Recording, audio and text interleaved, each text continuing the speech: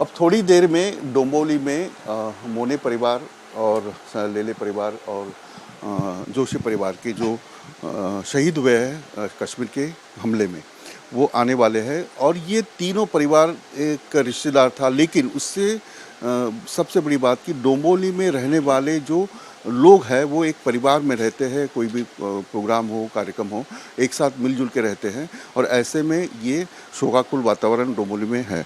मेरे साथ राहुल है, जो मोनी परिवार से है। ये बताइए कि ये सारा परिवार मिलके घूमने गया था कश्मीर। अ, ये 20 तारीख को गए थे घूमने और बहुत दिनों से उनका प्लान चल रहा था जाने का। टोटल 9 जन थे यहाँ से और 3 फैमिली था। कल हमने टीवी पे जब देखा न्यूज़ पे कि ऐसा ऐसा हुआ, तो पहलगाम होने के बाद में हमने कॉल किया उनके लड़की को। तो लड़की ने बोला कि हम सेफ़ है सर। तो थोड़ा सा टेंशन फ्री हो गए थे हम। लेकिन बाद में देखा कि उनका नाम आ रहा है अतुल मोने, तो और उसके बाद में फ़ोटो भी आया, तो हमको कंफर्म हो गया कि ऐसा हुआ है। उनको रात भर हमारा कॉल नहीं हुआ क्योंकि कंटिन्यूस कॉल कर रहे थे, लेकिन कॉल लग रहा नहीं था उनका। इनके जो अनुष वाइफ है उनकी, अतुल मोने की, उनकी वाइफ के भाई है छोटे, और उनके अतुल के बड़े भाई एक ले ले या जोशी? नहीं नहीं, मोने के कलवा में एक भाई रहते हैं, चाचा के लड़के। तो वो दोनों और इधर के जो स्थानीय कामदार हैं उनके एक सहकारी है, वो तीनों जन वहाँ पे श्रीनगर में गए। और श्रीनगर में सुबह मेरा उनसे बात हो गया। यहाँ से 7 बजे गए और 9 बजे तक वहाँ पे पहुँचे थे। अतुल मोने की जो वाइफ है उनसे बात हुआ था मेरा सुबह। कल रात तक हमारा बात नहीं हुआ, सुबह 7 बजे बात हुआ। उन्होंने इतना ही बताया कि शूट करते समय जो 3 जेंट्स थे, वो तीनों जेंट्स को उन्होंने टारगेट किया और आप हिंदू हो क्या, ऐसा पूछ के शूट आउट किया हुआ।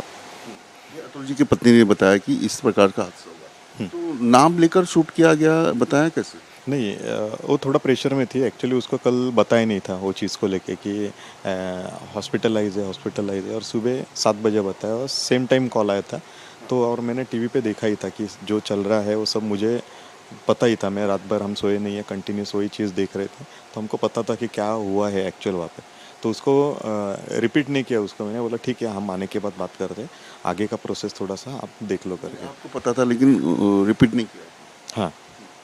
ये अतुल जी का अगर स्वभाव देखें, उनकी पत्नी का स्वभाव देखें, घर में कैसे? नहीं, आप बिल्डिंग में देखिए, उनके फ्रेंड में देखिए या उनके जॉब पे देखिए, सब जन बहुत शांति थे। एक सिंपल फैमिली था, कुछ किसी से झगड़ा नहीं, कुछ नहीं। और बहुत छोटे यानी डी ग्रेड से ऊपर आज वो सीनियर इंजीनियर तक उन्होंने बहुत बड़ी छलांग लगाई थी। और अभी बहुत एक सेटल लाइफ जी रहे थे वो।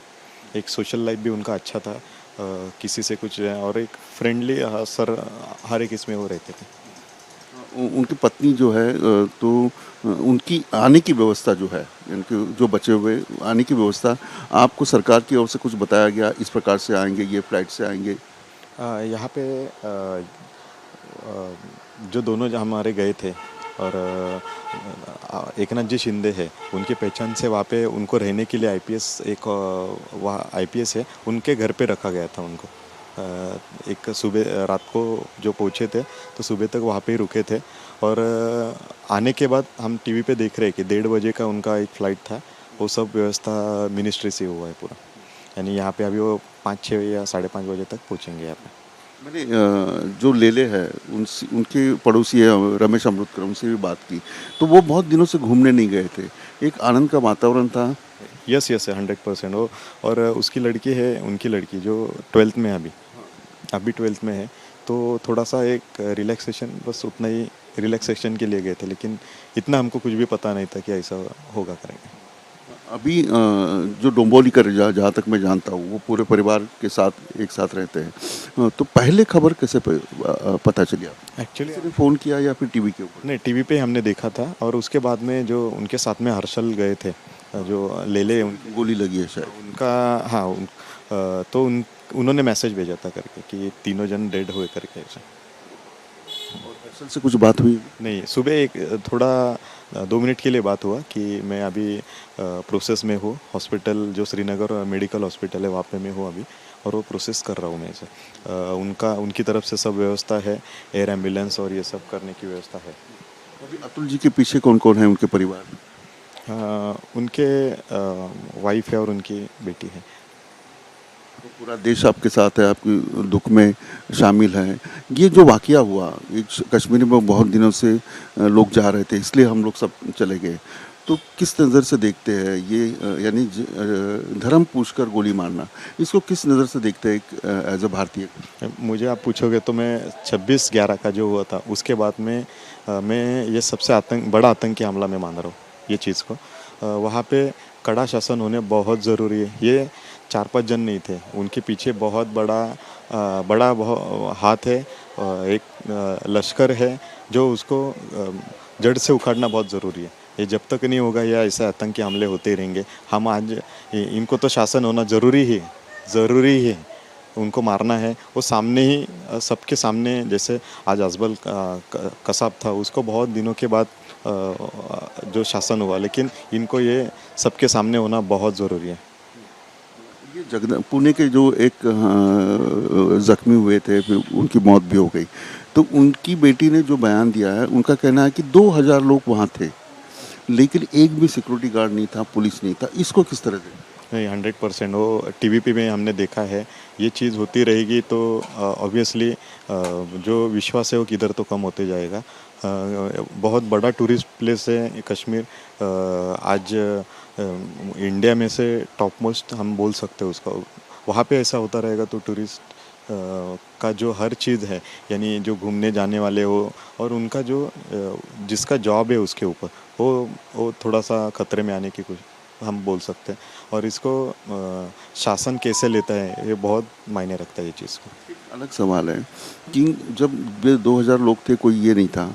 अब ये हमला होने के बाद वहाँ के कश्मीर के मस्जिदों में और वहाँ के मुस्लिम लोगों ने मोर्चा निकाला है कि ये आतंकवाद जो है वो बंद होना चाहिए। हिंदू मुस्लिम भाई भाई ऐसे रास्ते के ऊपर नारे लगाए गए।